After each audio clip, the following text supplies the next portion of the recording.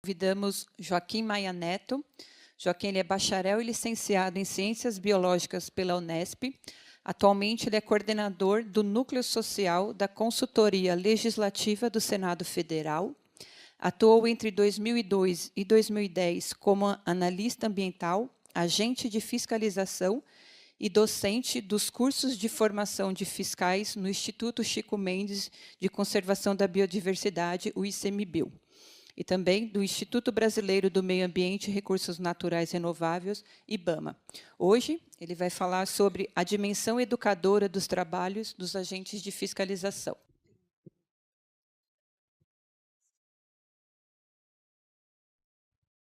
Bom dia a todos. Primeiro, eu quero agradecer a oportunidade do convite de estar aqui com vocês. Agradeço a Coordenadoria de Educação Ambiental, na pessoa do Rodrigo, que me convidou. Agradeço o Comitê de Integração, a Coordenadoria de Fiscalização Ambiental também. Sérgio, obrigado, a oportunidade de estar aqui. Quero parabenizar aí os que me antecederam aí pelas apresentações, Beatriz, Rafael, Tenente Rogério. Essas apresentações, para mim, foram muito interessantes, porque me mostram que vocês já estão num caminho avançado, né? Essa questão da preocupação com a capacitação e com a formação, eu estava dizendo para o Rodrigo, já é um passo muito importante.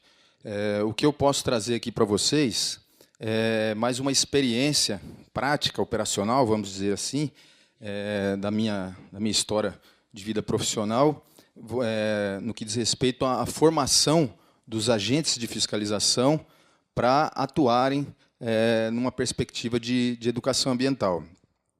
Vou falar só um pouquinho, rapidamente, da minha experiência. Hoje eu estou no Senado, aí, por isso que vocês estão vendo aí a formatação da apresentação pelo Senado. Hoje trabalho lá na consultoria de meio ambiente, então esses temas continuo atuando neles, não na parte operacional e na implementação, mas na formulação das políticas públicas através do assessoramento legislativo lá no Parlamento. Mas a minha experiência no fiscal educador, que é o que a gente vai apresentar para vocês, eu não participei da formulação teórica da proposta, da formulação teórica acadêmica. Essa proposta ela foi formulada pela Henriqueta e pela Vivian Oliveira, Henriqueta Raimundo, que foram coordenadoras do Programa de Formação de Fiscais Ambientais do IBAMA durante muitos anos. As duas foram alunas do Marco Sorrentino. Então, toda a base teórica da proposta ela está ligada na concepção do Marco Sorrentino de Educação Ambiental, que eu acho que ela é bastante adequada para o que a gente vai discutir aqui. Mais recentemente, eu não sei se vocês conhecem, a Isis Morimoto, que trabalha no Núcleo de Educação Ambiental da Superintendência do IBAMA aqui em São Paulo, ela também ela fez uma tese, né, um doutorado dela, de 2014, que, apesar de não ser focada na questão da atuação do agente de fiscalização ambiental, na educação ambiental, ela trata muito da popularização do direito ambiental, e eu acho que a tese dela complementa bem, ela também foi orientada pelo Marco Sorrentino, acho que a tese dela complementa bem a fundamentação necessária para a gente debater um pouquinho aqui. A minha experiência foi como partícipe do primeiro curso, né, desde o primeiro curso de formação de fiscais educadores, que foi esse nome que o IBAMA utilizou inicialmente para a formação dos instrutores. O IBAMA tinha um curso quando ele começou a capacitar os seus instrutores, porque antigamente funcionava assim, pegava os fiscais mais experientes e eles eram instrutores no curso de fiscalização, praticamente só com a parte empírica, com as experiências práticas. Aí o IBAMA resolveu formalizar a formação desses instrutores, e aí foi onde surgiu o primeiro curso de formação do fiscal educador, que procurou dar essa formação em educação ambiental para quem iria formar os fiscais. Então, eu tive a oportunidade de atuar como instrutor nesses cursos de capacitação, mas também a minha experiência no IBAMA e no Instituto Chico Mendes ela foi bastante operacional, que eu era mesmo fiscal, né? E também fui gestor de unidade de conservação do Parque Nacional da Serra da Canastra, em Minas Gerais. Então, tive a oportunidade de procurar aplicar essa prática da educação ambiental no trabalho de fiscalização em várias realidades operacionais mesmo, passando por gestão de unidade de conservação, contato com comunidade, até operações de maior vulto na Amazônia, operações com características bastante distintas, que são operações mesmo mais voltadas para coibir ilícitos de maior magnitude, inclusive com crime organizado envolvido. Tá? Então, isso só para contextualizar. Bom, a base para a gente discutir a atuação do fiscal ambiental com a educação ambiental, primeiro, ela parte de uma realidade na qual a gente percebe que nós vivemos uma crise socioambiental bastante profunda e que essa crise, como o nome diz, é uma crise socioambiental. Nós não podemos entender que nós conseguiremos promover uma transformação dessa realidade atacando só a questão ambiental propriamente dita. A realidade das desigualdades sociais que a gente vive no nosso país, ela está intrinsecamente relacionada com as infrações ambientais.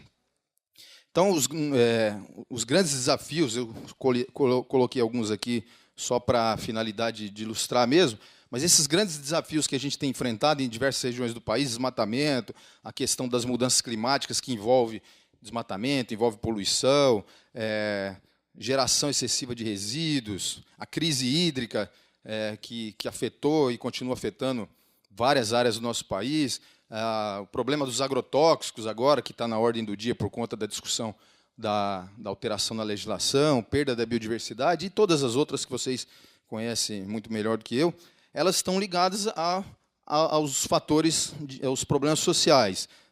Nós infelizmente, vivemos uma realidade no país ainda, talvez São Paulo, em São Paulo, talvez a gente não enxergue isso com essa tamanha gravidade. Eu sei que a realidade aqui é diferente. Trabalhei aqui, não falei para vocês, mas trabalhei no escritório do IBAMA em Barretos, em Araçatuba.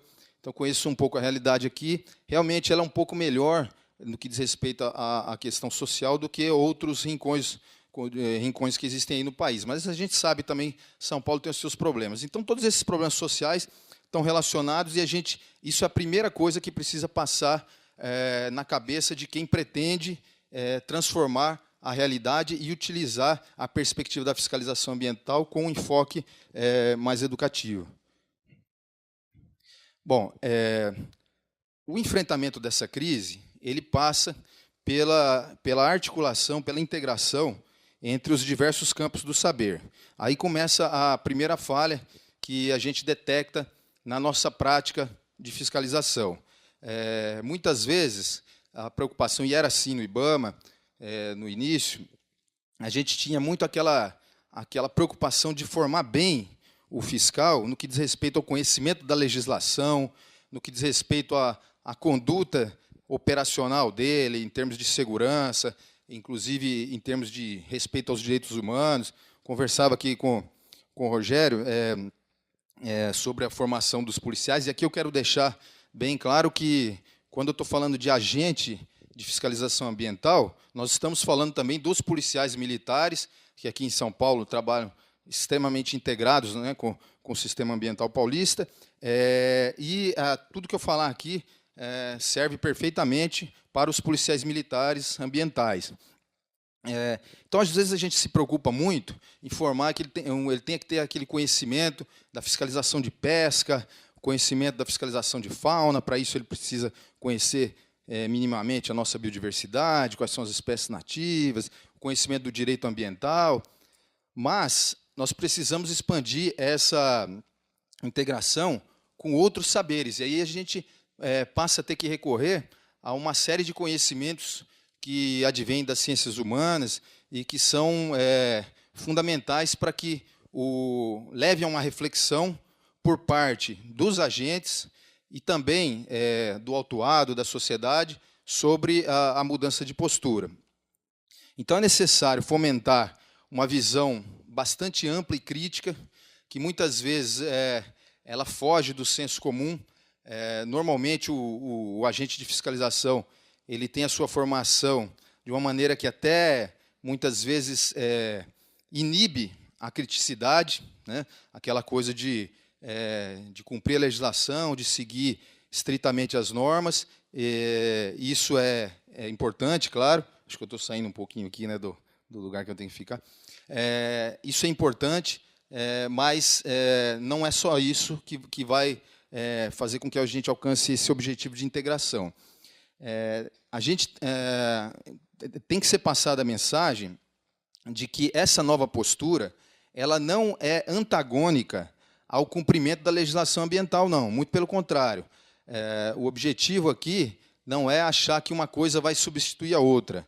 A lavratura do auto de infração, as ações de fiscalização, elas vão continuar, mas a gente precisa fortalecer o outro lado para que o resultado seja alcançado. Eu já vi que aqui em São Paulo, pelas apresentações, vocês demonstraram que também já está havendo um bom trânsito nesse sentido. Esse atendimento ambiental que foi exposto aqui, que acontece após a lavratura do auto de infração, também é um passo importante.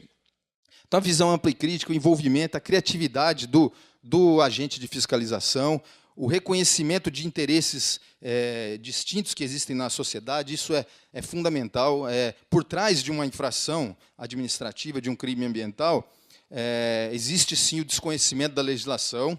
Essa é uma parte importante. Esse pressuposto de trabalhar a educação ambiental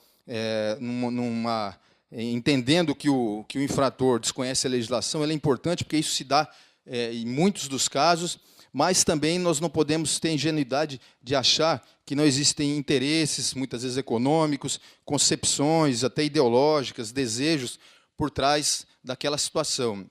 E isso vai afetar o trabalho do agente de fiscalização. Bom, infelizmente, o nosso cotidiano ele nos distancia das causas dos problemas. O nosso cotidiano de agente de fiscalização ele tem a tendência de nos distanciar das causas. Nós nos deparamos com sintomas, com as consequências, e aí vem aquela sensação de que nós estamos, muitas vezes, enxugando gelo. E é enxugando gelo mesmo, porque se a gente não combater a causa, a infração, o dano ambiental vai continuar acontecendo. E não é tão óbvio. A detecção da causa do problema ela não é tão óbvia assim. Se a preocupação com a formação crítica e analítica do fiscal e também com a conduta da comunidade e do infrator, se ela não tiver voltada para essa percepção do contexto, da realidade, a gente não consegue identificar adequadamente as causas. Então, a gente acaba adotando uma postura mais cômoda, porque é mais cômodo para o fiscal ir até lá, lavrar o seu auto de infração, cumprir a sua obrigação legal. A gente começa a acreditar cada vez mais em medidas que não superam esses sintomas. Então, nós passamos a acreditar que o aumento do número de lavraturas de auto de infração está ajudando a combater o problema. E aqui não vai nenhuma crítica a isso. O esforço de fiscalização ele é necessário que seja mantido. Mas o número frio do aumento ou da redução do número de autos de infração não é um bom termômetro no que diz respeito aos resultados. Eu posso estar aumentando o número de autos de infração porque justamente está aumentando o número de infrações. Ou eu posso estar aumentando o meu esforço. Só que, se eu estiver aumentando o meu esforço, eu tenho que chegar no momento posterior onde cai o número de autos de infração, para significar que eu estou tendo resultado. E a gente não, infelizmente, não é isso que a gente observa, e não é aqui em São Paulo isso, não, é a realidade do Brasil inteiro. A dificuldade de rompimento que a gente tem com as condições pré-estabelecidas, essa dificuldade é muito natural, porque é difícil você mudar um sistema que está colocado, a falta de visualização do caminho que leva à mudança, isso está tudo relacionado.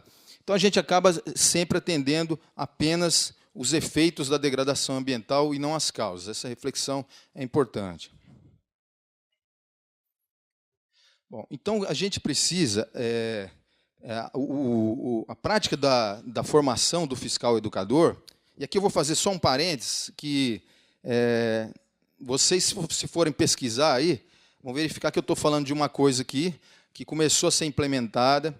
Ela teve um momento de bastante entusiasmo, mas, infelizmente, ela não se consolidou. E não se consolidou justamente por conta desses problemas que eu falei, das dificuldades que a gente tem de modificar o sistema. A realidade hoje é a seguinte: o programa de formação de fiscais do IBAMA ele continua. Em 2007, com a criação do Chico Mendes, o Chico Mendes criou o seu programa também. Só que a formação do fiscal educador foi um pouco deixada de lado, porque passou-se a priorizar outras questões que têm mais apelo.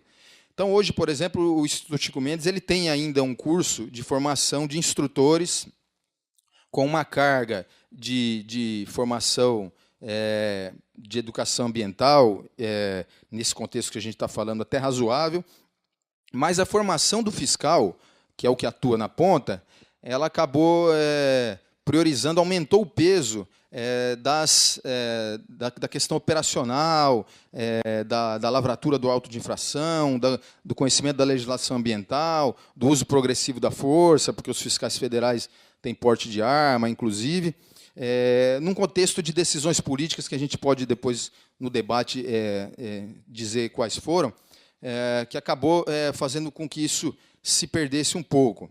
Isso não significa que essa proposta não é atual e, claro, pode ser melhorada, mas eu acho que ela é perfeitamente possível de ser aplicada nesse contexto que vocês estão discutindo aqui de integração entre a educação ambiental e a fiscalização. Bom, a gente tem que retomar, então, uma ligação entre as questões subjetivas e as questões objetivas. O que nós queremos dizer com isso?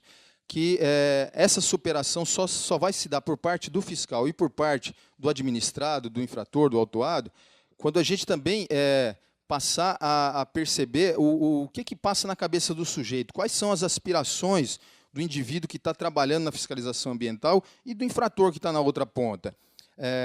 Essa coisa extremamente objetiva de dar uma formação técnica e de aplicar diretrizes, estabelecer diretrizes de aplicação dessa formação e da legislação e das normas, muitas vezes ela cria quase que robozinhos que vão lá e detectam uma infração, preenche o auto de infração, autua esse auto no sistema e vai correr todo o processo, com alguns pontos, às vezes, de maior possibilidade de criticidade, de estudo da realidade, mas, no geral, é aquela coisa um pouco mecânica.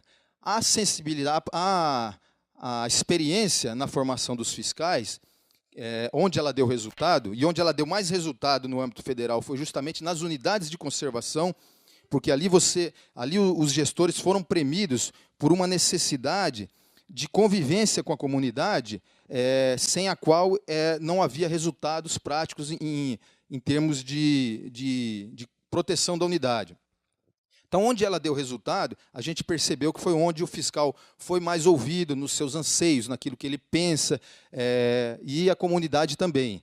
Então, acho fundamental a gente se preocupar em também partir a nossa análise e a nossa implementação de políticas nesse sentido, partir também de ouvir o sentimento de quem está envolvido. Não a parte objetiva, técnica, formativa, mas também uma questão mais subjetiva do que as pessoas pensam e de como elas sentem esse envolvimento e essa inter-relação entre agente público e a comunidade. O fato é que a realidade da nossa fiscalização ambiental hoje, ela não é propícia. De um modo geral, ela não é propícia para essa mudança de paradigma que a gente propõe. Por quê? Porque nós ainda vivemos, quem é fiscal ambiental, os policiais ambientais sabem disso, nós vivemos num sistema que promove relações fechadas, relações conflituosas, muitas vezes sigilosas em algumas situações, confidenciais, com uma hierarquia rígida, até por vezes repressiva, um ambiente que não é favorável, que não estimula que se brotem ideias, que floresçam propostas de mudança. Quando isso acontece, em geral, vem de cima para baixo. Não é de todo ruim isso. Claro, quando tem uma mudança de gestão, um gestor que tem um maior compromisso, aqui eu percebi isso na mesa de abertura, que tanto a fala da Polícia Ambiental quanto do secretário focou bastante a questão da educação. Então, o ambiente é favorável, mas isso não basta. Se for de cima para baixo, a transformação não ocorre, porque as cúpulas dos órgãos, não só ambientais, mas de qualquer órgão, elas são passageiras, muitas vezes você tem trocas de administração, mas aquele corpo técnico permanece. E aquele corpo técnico, muitas vezes, se ele não foi sensibilizado, ele vai ficar, às vezes, esperando a mudança da próxima gestão para falar. É comum a gente ouvir, esse secretário vai passar, eu vou continuar aqui, então não necessariamente eu preciso mudar isso. Eu sei mais, porque eu já estou há muitos anos. Então, qual o resultado desse estereótipo que existe da fiscalização ambiental? O resultado não é nada agradável. Por mais que no passado o IBAMA tenha sido identificado como um órgão de alta confiança na sociedade, a marca dele era uma das marcas mais reconhecidas, na verdade a gente percebe que na prática não há um respaldo da sociedade. Nossas ações são fracas, elas são oprimidas, elas são desrespeitadas muitas vezes pela sociedade, não são compreendidas, nós temos baixa legitimidade, é muito comum produtores rurais, de vez em quando eu vou olhar o celular aqui, pessoal, só para controle do horário, tá? De vez em quando os produtores rurais criticam os órgãos ambientais pela fiscalização, a sociedade reclama quando uma área é desocupada, uma área que está ocupada irregularmente.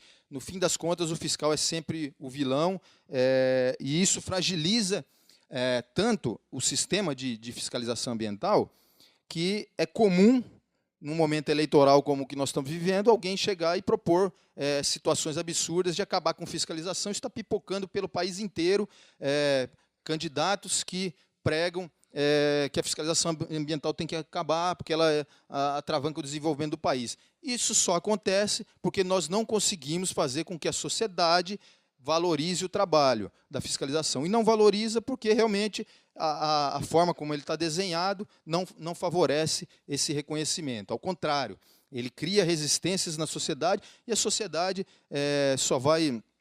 As políticas públicas só são implementadas na medida em que a sociedade entende que elas são necessárias para o bem comum. Se elas acharem que está atrapalhando mais do que ajudando, nós vamos ser fadados ao insucesso.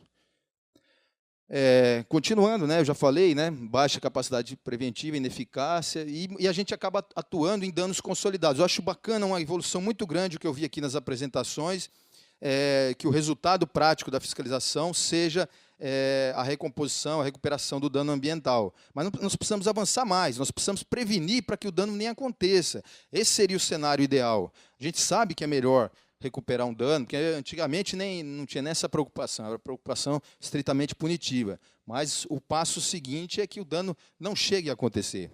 Próximo.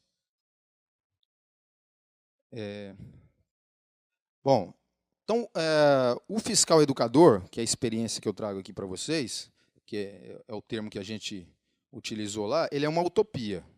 Ele é uma utopia, mas é uma utopia no sentido positivo da palavra. Uma vez eu vi uma palestra do Eduardo Galeano, o escritor uruguaio que faleceu em 2015, ele citava um cineasta argentino, que também faleceu o ano passado, que eu não estou me recordando o nome agora, que ele perguntava o que era utopia.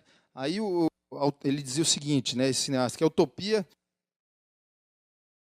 era uma coisa muito distante, que ela estava lá a 10 passos, mas eu dou 2 passos, ela se distancia mais 2 passos. Eu ando mais 10 passos e ela anda mais 10 passos. Então, para que serve a utopia? Então, ele dizia que a utopia serve para a gente continuar andando.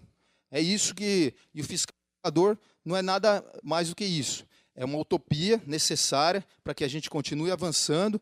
Eu vou ter, nos próximos 10, 30, 50 anos, todos os fiscais totalmente integrados com a educação ambiental? Provavelmente não. Mas isso não pode servir de desânimo, porque nessa caminhada a gente vai conseguindo passos extremamente interessantes. Então, a mensagem que a proposta de formação de fiscais e educadores traz, ela é bem clara. Nós precisamos ir além da lavratura do auto de infração. E aqui friso que não se propõe fim de lavratura de auto de infração, absolutamente, mas se propõe que a gente vá além. É importante, nós temos que cumprir a legislação ambiental, mas acharmos que a lavratura do auto de infração ela é a solução para os problemas ambientais, ainda que ela se desdobre em ações muito positivas, como está sendo feito aqui em São Paulo, com esse atendimento ambiental, ela absolutamente não é suficiente. É necessário uma ampla integração entre a fiscalização, a educação ambiental e a gestão territorial, e não apenas nas unidades de conservação. Nas unidades de conservação, isso talvez seja mais fácil, é mais necessário, né, é mais urgente, mas o contexto do território é muito importante. Foi falado aqui, se eu não me engano, na apresentação da Beatriz, né, sobre a necessidade de se atingir as raízes históricas, políticas, culturais, sociais e econômicas dos problemas ambientais. E o fiscal precisa estar integrado nisso. Bom, o foco, então, da proposta que foi desenvolvida no IBAMA e, posteriormente, no Instituto Chico Mendes, e que estava, sim, alcançando o sucesso, e que hoje eu não posso dizer que ela morreu, porque a gente observa a realidade de várias unidades de conservação onde ela permaneceu, onde isso deu certo foi baseado principalmente num foco na formação. Então, acho que o primeiro passo na integração é uma parceria efetiva da Coordenadoria de Educação Ambiental com a Coordenadoria de Fiscalização, no sentido de trabalhar a formação, de criar um corpo de servidores dedicados à formação dos seus colegas, né, do pessoal que ingressa no sistema ou do pessoal que atua já há muito tempo na fiscalização. Além disso, a formação do agente, incluindo aí o policial ambiental que está atuando na ponta. Esse é o foco prioritário. A identificação das necessidades desse profissional, porque essa mudança ela não é fácil. Ela é uma mudança que vai gerar uma série de inseguranças. E o profissional, se sentindo inseguro, ele tem as suas necessidades que vão ser atendidas. Talvez, entre as principais delas, é a segurança institucional, a segurança de que ele não vai ser prejudicado, se ele começar a adotar uma outra postura. Então, a provocação de motivações nesse profissional para buscar o diferente, ela é importante nesse processo formativo. A leitura problematizadora e contextualizadora da realidade. Isso parece jargão de pessoal de ciências humanas, mas não é. Então, minha formação não é nessa área, o meu trabalho sempre foi mais operacional do que de formulação, porém, isso é fundamental. É muito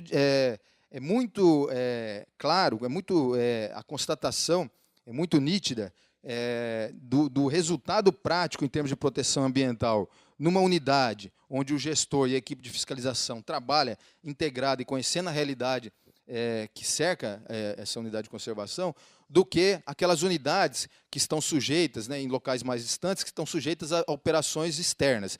Quando eu era gestor do Parque da Serra da Canastra, tinha ainda uma mania no IBAMA de, quando tinha muito conflito na unidade, o pessoal mandava uma equipe externa para, entre aspas, preservar a equipe da unidade, porque após grandes operações, né, há toda uma relação de conflito com a gestão.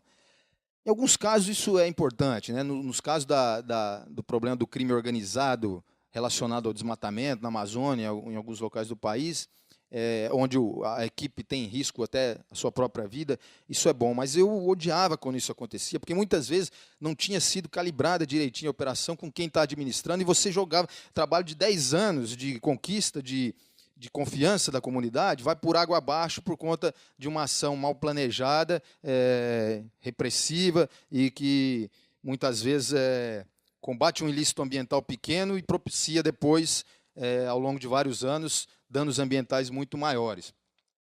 Então, essa superação, importante também, a superação desse paradigma que a gente chama de científico, tecnicista, instrumental, né?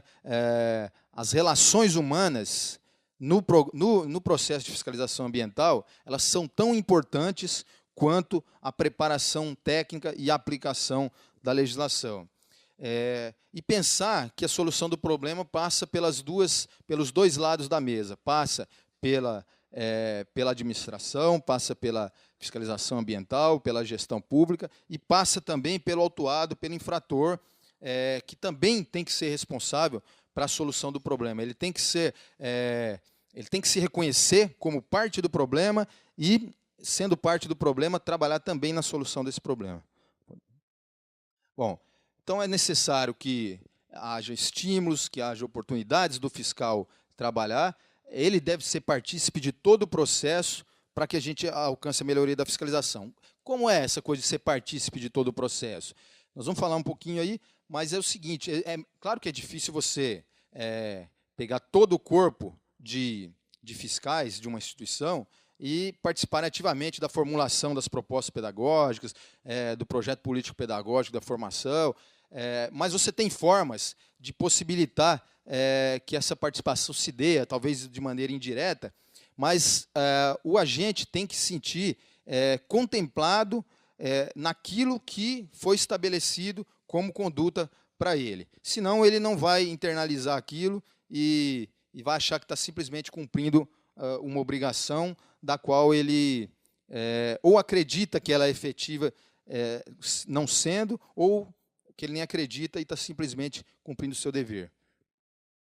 Bom, então, como é que tem que ser a formação dos fiscais? Aqui eu não estou nem falando do instrutor, não, do que se convencionou chamar de instrutor, dos próprios fiscais. Eles têm que ser editores do conhecimento, eles têm que ajudar na construção desse conhecimento. Você não pode, como era quando eu entrei no IBAMA, se você entra, faz um curso de fiscalização, recebe um manual de fiscalização dessa grossura, com tudo que você tem que fazer, passo a passo, mecânico, mas quem que diz, por que tem que ser assim? Quem disse que tem que ser assim?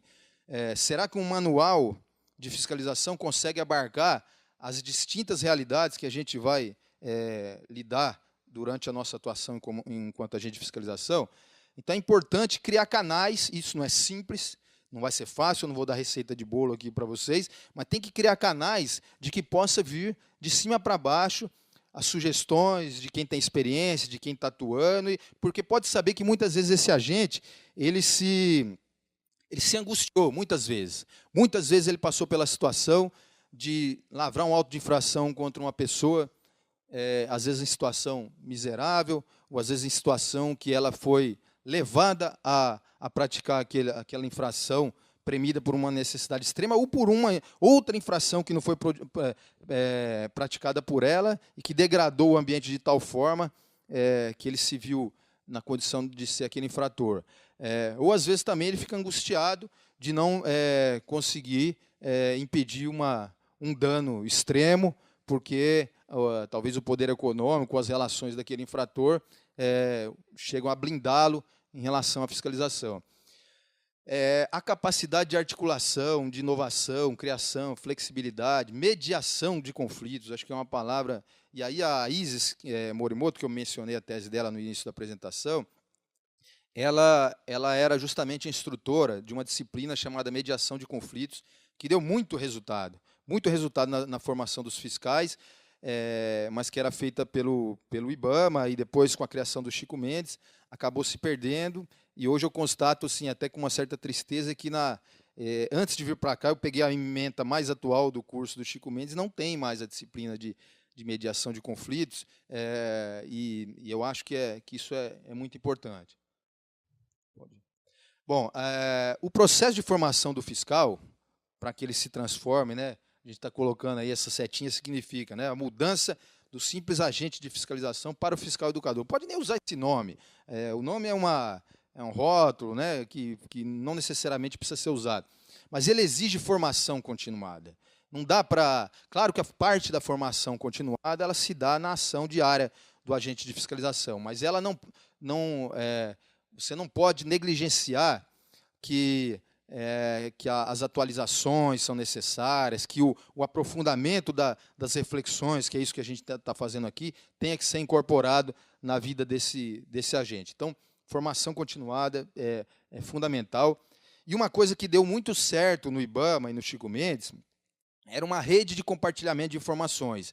A gente chamava lá de Redipro, era a Rede de Proteção Ambiental. O que era? Era uma plataforma simples. Hoje a tecnologia avançou muito nesse sentido, você tem formas aí de permitir essa participação mais efetivas, mas era uma plataformazinha simples, onde tinha uma lista de discussão que os fiscais partilhavam suas angústias, suas dificuldades de aplicação da legislação, eventuais experiências de baixa efetividade da sua ação diária. E essa rede ela não era hierarquizada, isso é importante, as pessoas tinham liberdade, se sentiam à vontade para falar, e às vezes saíam algumas coisas esquisitas, às vezes o cara até era interpretado como alguém que se autodenunciou numa prevaricação. Deixei de fazer aquilo lá. Aí vem outro, caía de pau. Você prevaricou, né? O medo, às vezes, porque na mesma rede está o meu chefe, né? De repente o Sérgio está lá como coordenador da fiscalização ambiental, o fiscal vai ter medo de falar que agiu daquela forma. Isso aí a gente precisa criar um ambiente institucional que dê liberdade, dê tranquilidade para que o fiscal possa partilhar, porque é isso que vai fazer a gente acelerar na busca de uma mudança e na melhoria do resultado prático das nossas ações. Para isso precisa investimento, né? E o investimento, a gente não vai só com boa vontade conseguir chegar nisso, é necessário que tenha investimento. Esse investimento pedagógico é importante, tendo um corpo técnico como temos aqui na Secretaria de Meio Ambiente, eu acho que é um grande passo para o investimento pedagógico, o investimento metodológico, a gente vai desenvolvendo ele conforme a gente vai atuando. O investimento político, por que eu coloquei esse termo, investimento político? Porque é necessário que haja um engajamento do poder público, da política mesmo, do secretário, do governador, de quem tem a capacidade de tomar decisão, para que priorize essa política pública. Eu acho que aqui também está favorável pela fala que eu vi do secretário. Em alguns lugares, simplesmente isso não anda, porque já tem aquela opção política por não avançar nesse sentido. E aí, nas dificuldades, nós vamos falar rapidinho o que leva a isso. E o investimento financeiro? Custa dinheiro, capacitar as pessoas, né, precisa de um mínimo investimento. Nós vamos precisar, aqui em São Paulo, trabalhar com formação continuada, com quantos policiais ambientais mesmo, tenente? Mais de 1.800 policiais ambientais. Então, isso custa dinheiro. Essa formação não vai ser única, ela tem que ser continuada, então tem que ter o investimento financeiro também. Próximo.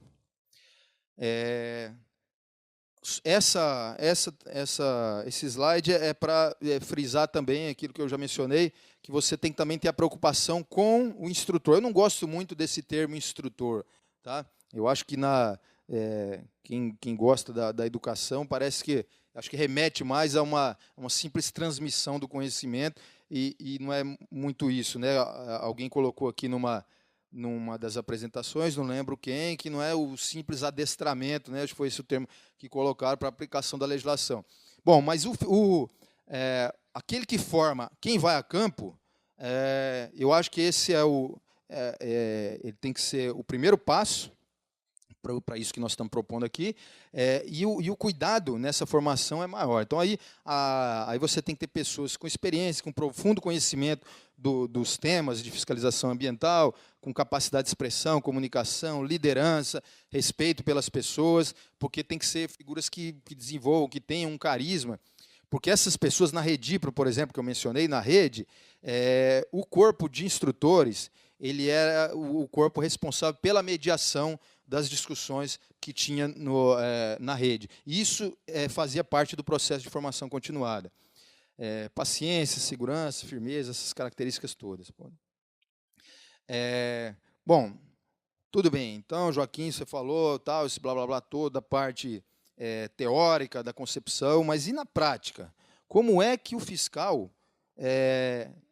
Vamos, então, colocar a situação. Superei a fase da formação, né? Criou um ambiente político, institucional favorável para isso, nós vamos partir para essa formação, tivemos os cursos, né, os primeiros agentes de fiscalização formados, e no dia a dia deles. Aí, pessoal, a discussão, a fundamentação teórica, acadêmica sobre isso praticamente não existe. É uma coisa que nós vamos ter que nos debruçar bastante. Mas a experiência prática de quem atuou como fiscal educador, como instrutor, como gestor de unidade e vai para campo, ela nos dá algumas pistas.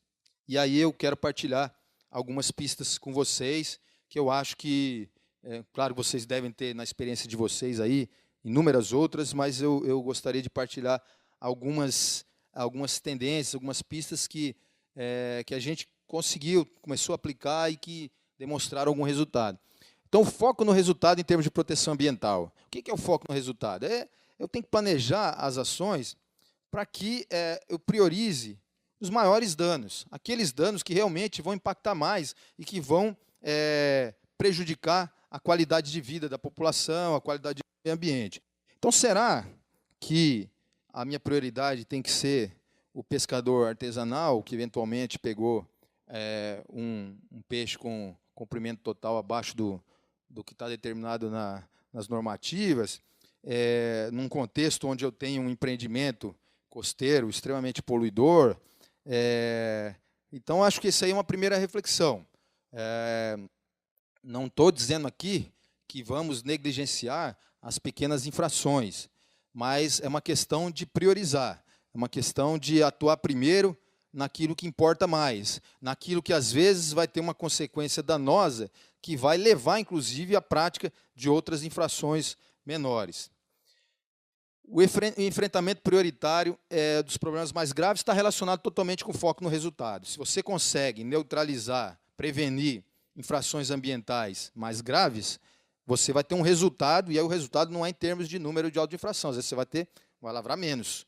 Então, se eu eventualmente autuo ou chamo a conciliação uma grande empresa poluidora, no limite, né, até fechar. Talvez não precise ser tão drástico, dado que já temos mecanismos, né? Então, vai ser chamado para essa audiência, né, buscando a conciliação. Se eu resolvo um problema de uma indústria que está poluindo todo dia, ou de um grande empreendimento que causa um impacto socioambiental grande, às vezes eu lavrei um auto de infração só, mas o meu resultado em termos de conservação do meio ambiente, ele vai ser maior do que 50, 100 autos que eu lavre de pequenas infrações. A identificação das causas, importantíssimo. O que levou aquele infrator, além do desconhecimento da legislação, que às vezes ele desconhece mesmo, às vezes ele é um reincidente, que já conhece a legislação e mesmo assim praticou. Será que ele está passando por alguma dificuldade que o leve àquilo? As infrações principais, infrações acessórias. Eu acho que eu já usei o exemplo aqui, mas, por exemplo, se eu tenho aí uma indústria pesqueira atuando no litoral e praticamente levando à depressão dos estoques pesqueiros, e aí eu começo a ter uma pressão sobre o pescador artesanal, estou usando esse exemplo, mas tem N outros. E aí ele não consegue pescar o que ele pescava, ele vai pegar um peixe fora do tamanho, ele vai acabar pegando. E aí, no meu ponto de vista, isso é uma infração acessória que está relacionada com uma outra. Mas não é tão simples assim também, porque a outra, às vezes, ela não é tecnicamente uma infração, porque o poder econômico político daquele utilizador dos recursos naturais é tão grande que ele, às vezes, está trabalhando dentro da regularidade, está licenciado, né? Então, aí, olha só, como é que começa a subverter a lógica do sistema. Eu preciso começar a entender, porque não é só a educação ambiental e a fiscalização que vão ser chamadas a se integrar, o licenciamento também. Então, se eu estou licenciando o Estado, o mesmo Estado está licenciando um empreendimento insustentável, muitas vezes movido, numa hipótese boa, pela situação econômica. Precisamos gerar empregos, precisamos melhorar a economia. Ou, às vezes, numa motivação não tão republicana, que em nosso país acontece, todos sabemos, Se isso está levando a pipocar uma série de infrações menores, então alguma coisa está errada no sistema, né? Isso tem que ser confrontado também. O combate às injustiças socioambientais, considerando as assimetrias de conhecimento e de poder econômico. Não dá para tratar igualmente situações de profunda diferença, de profunda desigualdade. Não dá para fazer isso. Não dá porque, senão, o grande poder econômico ele tem uma série de blindagens que servem de incentivo, de fortalecimento, de recompensa para a prática, para a manutenção das práticas infracionais. Porque ele sabe que dificilmente vai ser punido. E aí acaba estourando no lado mais fraco, do pequeno infrator que não está blindado e que vai sofrer bastante com isso. Essa dimensão, fiscalizadora da educação ambiental, ela se dá, ou educadora na fiscalização, né, invertendo, ela se dá com maior efetividade quando você atua no território, quando você tem uma gestão do território, quando você conhece as pessoas, conhece a realidade delas, quando você tem uma equipe que passa a ser conhecida das pessoas, porque a experiência mostra que você gera uma empatia, gera uma noção de responsabilidade. O ser humano não é, as pessoas não são naturalmente imbuídas da vontade de estar contrariando, né, a legislação. Então, ela conhecendo o agente, conhecendo o policial ambiental, ela acaba tendo essa... Ela se envergonha de cometer uma infração. Isso a gente vê nas pessoas simples. Ela começa a se autofiscalizar, vamos dizer assim. Então, esse recorte territorial, que é muito mais fácil ser feito nas unidades de conservação, facilita bastante. A disposição em compreender a realidade e ajudar na solução dos problemas, né? Isso faz toda a diferença. As pessoas não querem ser tratadas como alguém veio aqui, lavrou o auto de infração e foi embora, e agora? Acho que vocês estão avançando, os documentos que estão sendo produzidos aqui, no sentido de orientar os infratores, mas não só os infratores, vamos também orientar o cidadão que ainda não cometeu a infração, né? Eu acho que isso é fundamental. Aquele que está na iminência de cometer uma infração, mas ainda não cometeu, e eu não quero que ele... O sistema não pode querer que ele cometa essa infração, para depois fazer número de autuação, ao contrário. Então, se eu posso solucionar esse problema, muitas vezes na articulação com outros setores, não só dentro do sistema ambiental, mas também em outras áreas do governo. Ele está invadindo uma área que não pode, ocupando áreas de fragilidade ambiental, vulneráveis. Será que não é o caso de ter política pública de habitação para que isso não aconteça? Agora, não vamos ficar esperando, né? Vamos esperar ele, que tem essa simetria total de acesso ao poder. Então, tem que ter a pressão de dentro, né? Tem que ter uma pressão nossa para que essas situações sejam resolvidas. E a retroalimentação positiva do sistema, isso é fundamental. O que quer dizer isso? Que aquele agente que está se angustiando lá na ponta, ele tem que trazer essa informação, ele tem que ter canais para trazer isso para dentro do sistema, para o sistema constantemente ser aprimorado. Bom, quais são as dificuldades para a gente chegar a isso, né? A participação no macroplanejamento. Muitas vezes o agente participa ali do planejamento daquela operação, mas isso não é suficiente. Ele não vai se sentir à vontade se ele não puder, por exemplo, dizer o seguinte: eu acho que ali tem uma situação muito mais grave, então vamos direcionar nosso esforço fiscalizatório para lá, porque aí ele sabe que, às vezes, ele vai... no trajeto, ele participou daquela operação, ele pôde dar aquela contribuição, a contribuição foi incorporada no plano de fiscalização, na programação anual, não sei como é que vocês chamam aqui. Ele sabe que ele está amparado por um planejamento que vai facilitar a vida dele no que diz respeito à identificação de outras infrações ou de conflitos ambientais que não são prioritários. Então, ele não precisa... O fiscal que está indo para uma grande operação, não é porque ele passou aqui do lado e viu o sujeito com um papagaio, ou porque ele viu o cara batendo uma tarrafa aqui, que, obrigatoriamente, ele tem que parar, autuar, porque senão está prevaricando. Se ele não estiver fazendo nada, se ele estiver num patrulhamento, claro que tem um patrulhamento de rotina, tal, a gente sabe. Quando não tem planejamento, ou quando o planejamento não é participativo, muitas vezes a ação fica só na sorte. Vamos patrulhar, se pegar, pegou. Esse não é uma situação muito adequada. A situação mais adequada é que eu possa planejar, e planejando eu tenho foco. Tendo foco, eu não vou ser questionado por ninguém, porque eu não prendi o papagaio da vovó, que eu passei no meio do caminho e vi ele lá. Tá? Porém, também, tudo que eu falei, né, não é nada fácil, não tem receita de bolo, e se fosse fácil, a gente não estava aqui discutindo. Há problemas. A vitimização, por exemplo, existe.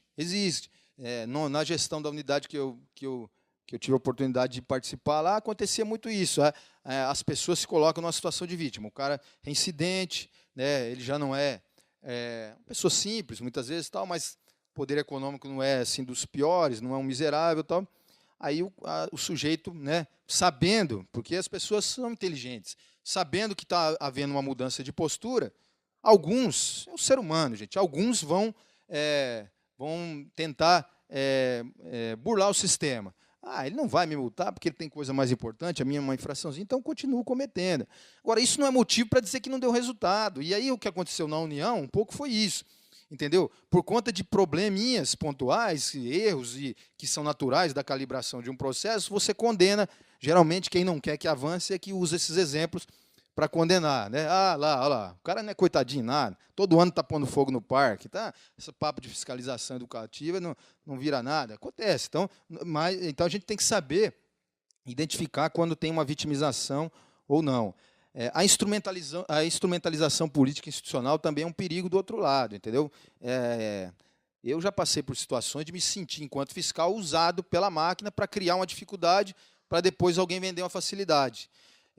Isso é o pior cenário. Né? Eu tive a experiência de trabalhar, por exemplo, não sei se vocês lembram, na época que o ministro Carlos Mink, que era o ministro do Meio Ambiente, eu uso muito exemplo porque ele era um ministro que aparecia muito na mídia, né? Então teve aquela coisa do boi pirata, lembra do boi pirata? Eu participei de operações em Rondônia, combatendo lá o boi pirata, que era o boi em terra grilada, pública, tal.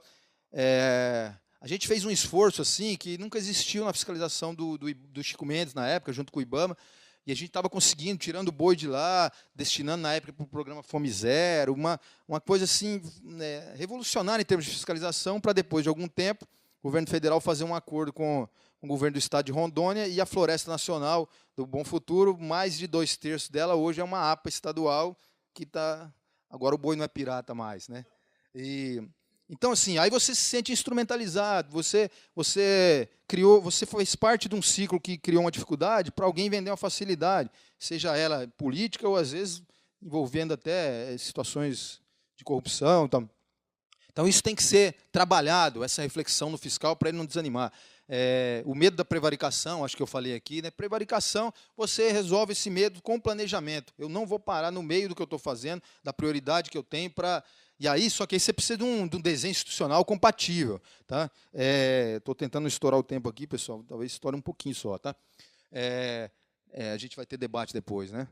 Preservar o debate. Então, o desenho institucional tem que ser compatível. Então, eu tenho que combinar com o Ministério Público, porque... se o procurador da República ou o promotor de justiça achar que o agente prevaricou mesmo, ele vai responder a pessoa dele. Aí isso é um estímulo, isso acontece no licenciamento. Hoje em dia está acontecendo demais no licenciamento. O técnico que dá um parecer favorável, hoje ele não quer dar mais, porque se ele der contra, se ele for sempre contra, aí não vai acontecer nada com ele. Se ele der favorável, às vezes vem um promotor, um procurador e vai inquiri-lo. Então, o desenho institucional tem que garantir essa segurança para o agente. E aí, o Ministério Público, as polícias, as demais esferas federativas, né, eventualmente os órgãos que tenham um poder de ação supletiva, né, para não dizer que o IBAMA chegar amanhã e falar a secretaria está se omitindo e tal, né, hoje não tem mais nem esse poder por conta da Lei Complementar 140, mas e nada, sempre é bom, né, a gente lida com situações de entorno de unidade de conservação, às vezes vocês estão fiscalizando uma unidade federal, no entorno de uma unidade federal, então, o terceiro setor, as ONGs, também até para evitar um denuncismo, né? Isso é importante. Bom, e aqui, para finalizar, que meu tempo está acabando, eu quis aqui trazer só 2 experiências que eu acho que eram fantásticas, que elas elas vão além um pouco de tudo que a gente falou até aqui, que nós estávamos falando da ação do agente público até agora aqui, mas assim, essa ação do agente público ela pode ser extremamente potencializada por capacitações e por integração que a gente faça com a comunidade. Não sei se vocês conheceram esse programa, o programa Agentes Ambientais Voluntários. Esse programa foi criado no âmbito do IBAMA, e ele acabou tendo um fim, porque quando criou o Instituto Chico Mendes em 2007, ele era focado em unidades de conservação, esse programa. O IBAMA o IBAMA perdeu a sua competência na gestão de unidades de conservação. O programa continuou sendo feito em parceria com o Instituto Chico Mendes. Houve alguns problemas do programa. Em 2013 ou 2014, se eu não me engano, acabaram definitivamente com o programa. Eu tive a grande satisfação e oportunidade de ter esse programa desenvolvido lá no Parque da Serra da Canastra, quando eu era gestor. O que era esse programa? Um programa de capacitação com membros da comunidade, focados na conscientização ambiental, na fiscalização preventiva. Ele tinha uma coisa polêmica no programa, porque o agente que era capacitado recebia uma carteirinha de agente ambiental voluntário, e ele tinha uma competência de lavrar autos de constatação, eles deram esse termo. Quando foi feito, parecia uma coisa bacana, aí começaram a usar esses autos de constatação, como houve alguns episódios até de pessoas extorquindo empresários, né? Um dia encontrei em Brasília um carro todo com o brasão da União, todo lá, parecendo um carro de fiscalização.